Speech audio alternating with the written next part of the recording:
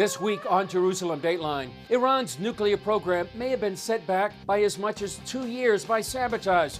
Who's behind the attack?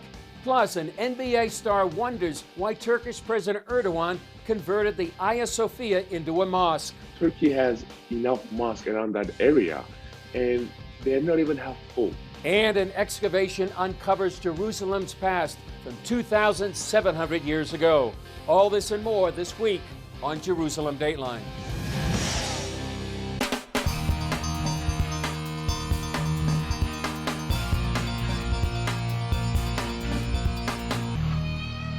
Hello and welcome to this edition of Jerusalem Dateline. I'm Chris Mitchell. A series of recent mysterious explosions inside Iran have left many wondering if these mishaps are sabotage against the Iranian regime. And one of these explosions is getting more attention from intelligence experts than the rest. The mysterious events range from a shipyard fire to a gas line explosion. While no clear evidence has surfaced regarding sabotage as the cause of all these explosions, Israeli investigative journalist Ronen Bergman says one clearly stands out at the Natanz nuclear facility. The bombing there, the explosion, the blast that destroyed the whole facility for the installment and balancing of centrifuges in Natanz was a direct result of a pre-planned sabotage. Whoever was behind that demonstrated, I think, the highest capability, nothing less than exquisite, of intelligence collection. Experts estimate the damage at the facility sets back Iran's nuclear program by as much as 2 years. An unknown group calling itself the Homeland Cheetahs claim responsibility, but might not be the only actor involved. In the New York Times, we have quoted a Middle Eastern intelligence source that said that Israel was behind this blast. Bergman draws no connection between Israel and the Homeland Cheetahs. He suspects the Natanz attack could be part of a bigger U.S.-Israel plan. In another report, we indicated that there are American sources, together with Israeli officials, are thinking of a new policy towards Iran. So not just this specific incident, but a bigger policy that this sabotage is part of, a campaign of calculated operations, not trying to open war with Iran, but trying to send a message that Israel or the United States, or Israel and the United States, would not accept the continuation of the advancement of the Iranian nuclear project. He adds it's all part of a secret war between Iran and Israel and the U.S. going back more than 30 years since the Islamic Revolution in 1979. The war has already started. It's ongoing. It's not happening in the battlefield with thousands of tanks and airplanes, but it's happening as war are happening in 2020. Clandestine operations, secret operatives going undercover, smuggling explosives into sensitive facilities, cyber attacks, and everything that is happening in Lebanon, Syria, and Iraq. This clandestine war pits Iran's regional and nuclear goals against both Israeli and American attempts to do everything they can to prevent Iran from getting a nuclear bomb and dominating the Middle East. But the regime is also fighting the rise of COVID-19. So why is the virus being called a pandemic of hope? CBN's George Thomas explains. Whether it's the exploding coronavirus, mysterious fires at nuclear and military facilities, or protests, Iran's ruling Islamic clerics are facing unprecedented challenges as the regime tries to maintain an iron grip on the nation. The government executed a man it convicted of spying for the CIA and Israeli intelligence. Mahmoud Mousavi Majid received that sentence for allegedly passing information to the CIA about the whereabouts of General Qassem Soleimani. The powerful leader was killed in a U.S. drone strike earlier this year. This is a regime that's facing really a possible rebellion in the near future. Regime officials talk about it, and so they're executing a lot of people to put fear into the public. The execution follows a string of mysterious fires and explosions around the country. On Sunday, fires broke out at a military installation near Tehran, a shipyard in Bushehr, and a key power plant connected to Iran's Natanz nuclear facility in Isfahan. Similar incidents have happened across Iran since June. some pointing to Israel's ongoing overt and at times covert war against the Islamic Republic. Israel specifically is trying to stop the transfer of very advanced, precise munitions to the regime's proxies like Hezbollah, and also wants to slow down the Iranian nuclear program. This as President Trump reportedly gives the CIA green light to launch more offensive cyber attacks to cripple or destroy some of Iran's critical infrastructures.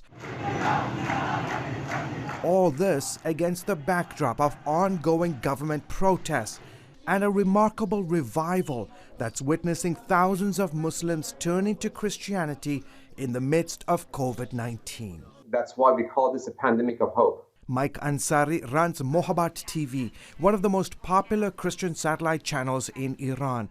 The ministry reports it is recording 10 times more online salvations than this time last year. We're registering around 3,000 professional decisions, personal decisions by Iranian Muslims to leave Islam for Christianity during this revival. Ansari says that's 3,000 people each month who've decided to follow Jesus Christ since the pandemic began in March. People in Iran are just not happy the way their economy is going, the way the government is robbing them of their natural resources and exporting Shiite Islam to the neighboring countries. So they just don't trust their government. The large number of people leaving Islam is causing a backlash against the church. Dozens of Christians have also been arrested and imprisoned for responding to the gospel message since March. During these critical times for the regime, there's a tendency historically for the regime to really crack down on religious communities like Christian Commerce, and we see that today. Iran is one of the world's most dangerous places for Christians, yet Christianity is growing faster in Iran than in any other country in the world. George Thomas, CBN News.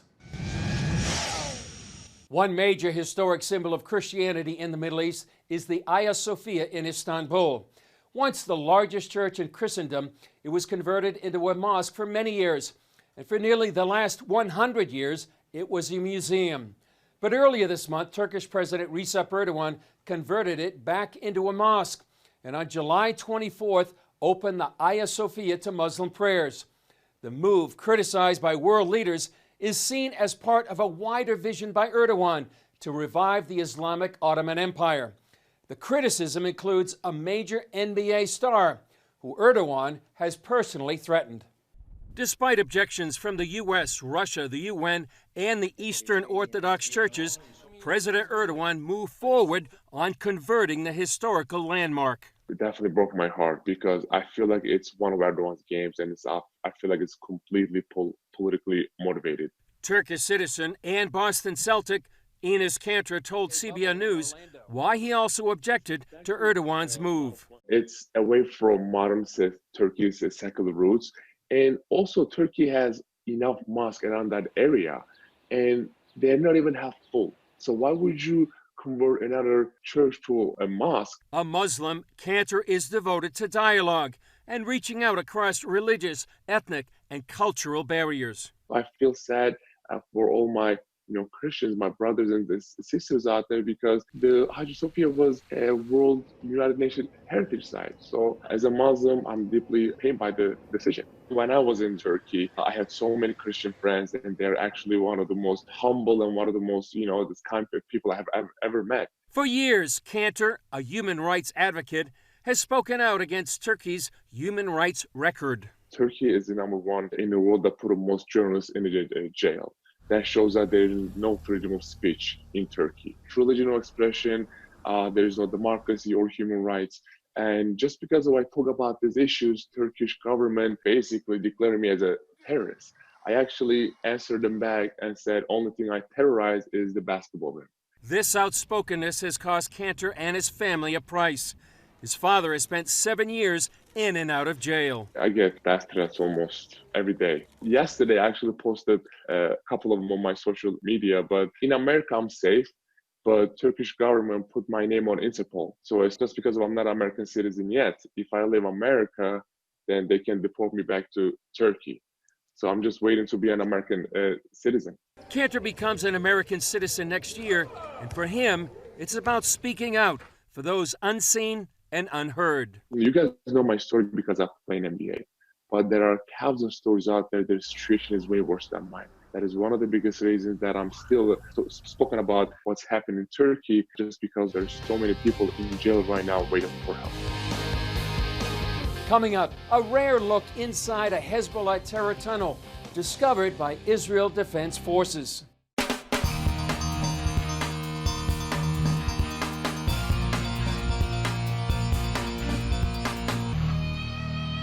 Syria accused the Israeli Air Force of targeting sites near Damascus on the night of July 21st. A military official was quoted on state media saying Israeli jets had carried out the attack and the country's air defenses had downed most of the missiles. He said the attack caused material damage only, but later it was reported the strike also killed a major Hezbollah leader.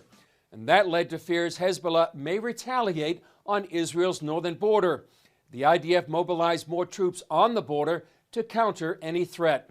Here's a story we did recently about one of the weapons in Hezbollah's arsenal. It's well known that Hezbollah terrorists in Lebanon have more than 150,000 missiles pointed at Israel. A less visible weapon with dangerous potential is a network of attack tunnels running underneath the northern border.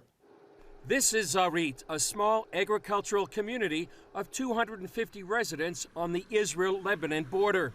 Above ground, it's quiet and peaceful, but underground, Hezbollah was planning for death and destruction. We're standing in the tunnel right now and just a few feet from the Lebanese border. This tunnel is called Ramia, named after the village where the tunnel began. It was the most difficult for the IDF to discover. It's also the longest and the deepest, the equivalent of a 22-story building built underground. You can see the wind chair on the wall over there, electricity, communications, lighting, and there's a phone that was actually connected for the first day when we exposed the tunnel. The wire was still live. One of our guys jokingly picked it up and asked for anybody to answer on the other side. There was no answer. The workmanship you see here is all done by Hezbollah. This tunnel took years to construct and millions of dollars to build, much of it supplied by Iran. You can see the remains of a rail system that Hezbollah had in place, which is what they used in order to bring equipment up, basically, and also to take all of the debris and rocks and shift it out of the tunnel. This would attach to an electric drill, power drill, that would drill like this, and once it got to the end of the cup itself, they would just pull it out, knock the piece of rock off, and then shift that piece of rock back. The size of this tunnel is impressive. It's large enough where hundreds of Hezbollah commandos could have come into Israel with the goal to kidnap or kill. Where we're standing now, you can see behind me, is the last and the highest point that this Hezbollah tunnel got. As you can see, it's only a few meters from ground level. This is the entrance Israel opened into the tunnel. IDF spokesman Lieutenant Colonel Jonathan Conricus told us the tunnel runs almost a mile long and was nearly operational. Operational in the sense of Hezbollah actually having the ability to break out and then to run to the nearest Israeli community. There are two communities here nearby, less than 6 minutes running distance from where we are now. Tunnel warfare expert Daphne Richmond Barak says the value of this type of warfare is priceless for Hezbollah. The potential reward is a major one if only it succeeds, because it neutralizes the technological advantage of the Israeli army. For now, Conricus believes they have found and rendered all the border tunnels useless, either by destroying or filling them with cement. That doesn't mean that we have, even for 1 second, let down our guard and have stopped looking. In the meantime, this massive tunnel represents the persistent determination of Hezbollah to destroy Israel and the IDF's vigilance to stop one of Israel's greatest enemies. Up next, an archaeological excavation in Jerusalem from the time of King Hezekiah from the Bible.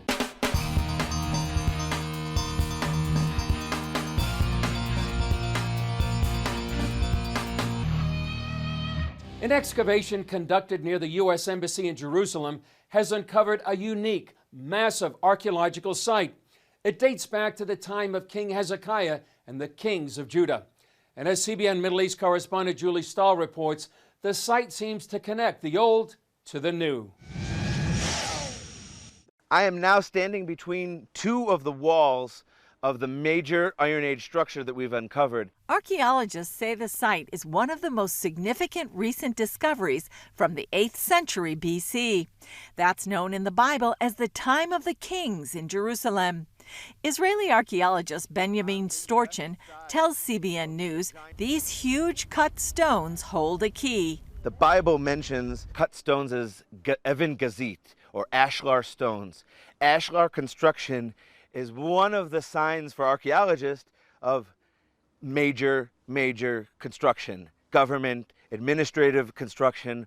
The excavation is here in the southern part of Jerusalem. Behind me is the new U.S. Embassy. Archaeologists say it's ironic that this area served as an administrative center 2,700 years ago, and now it's home to an embassy. This site has three aspects that are unparalleled. The stamp seals, the monumental architecture, and the stone heap proves beyond reasonable doubt the administrative nature of this site. Located about 2 miles from ancient Jerusalem, it appears the government managed and stored food supplies for the kingdom here. They also collected wine and olive oil, the tax payment of that time. Archaeologists uncovered more than 100 unique seals on jar handles, many stamped with the ancient Hebrew word lemelech, which means to the king or belonging to the king. When we talk about these stamps, they're not very common. To date, maybe we have about 1,300 that have been ever discovered in Israel. Here, 120 means that we're almost about 10% of all the handles that have been discovered. The site is dated to a turbulent time when the Assyrian king Sennacherib was trying to conquer the cities of Judah. Still, the excavation shows the site remained active with uninterrupted tax collection. Archaeologists also found human and animal figurines. The Bible says not to do idol worship, and it repeats it, and the prophets warn about this time and time again. The reason for warning is that they keep reverting back to the idol worship, and it seems like these were very common in every single household. One of the mysteries is a huge mound of flint stones that archaeologists believe covered a large building. But why build an artificial hill some 65 feet high and more than 1.5 acres in length? It takes a massive amount of labor to move these stones. Now, the top surface of it is smaller stones, but in the heart of the pile, you have massive boulders, which are not easy to move. Nearby, workers are uncovering the remains of a wide wall. We think these are looted elements, ancient looting, of a monumental structure that still exists maybe to some degree under the pile. The discovery came during a salvage excavation conducted before the construction of a new neighborhood.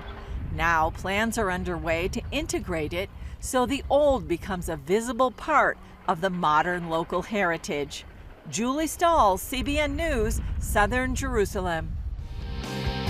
Up next, Israel's new innovation to combat COVID-19 with a state-of-the-art way to wash your hands.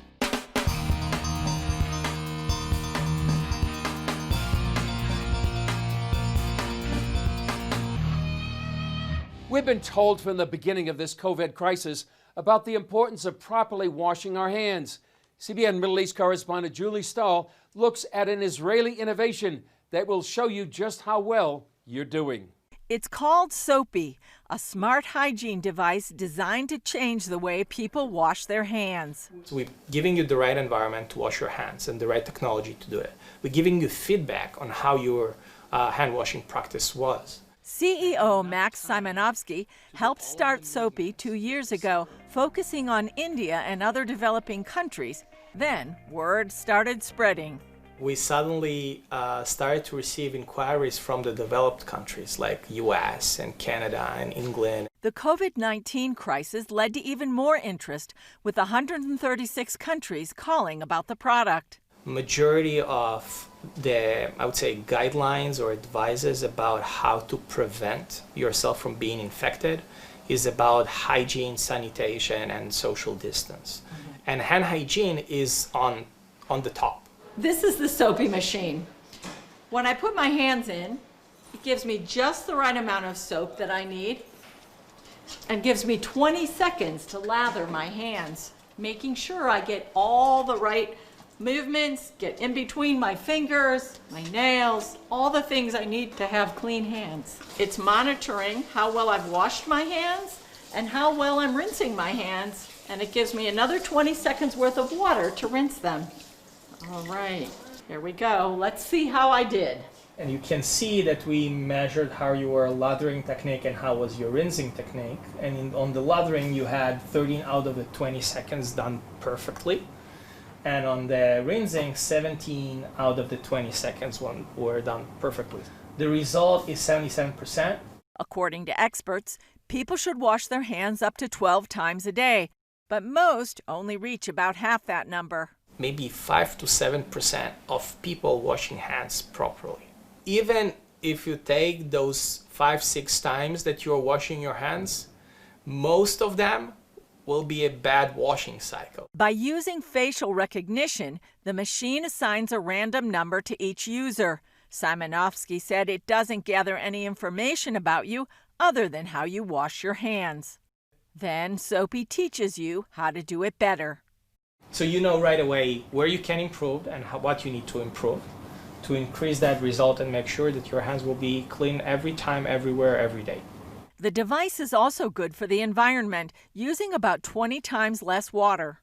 And the water is preheated to the right temperature. So we're also saving on electricity. Last year, before the COVID-19 outbreak, Forbes magazine wrote, by gamifying hand washing, Soapy might just save civilization.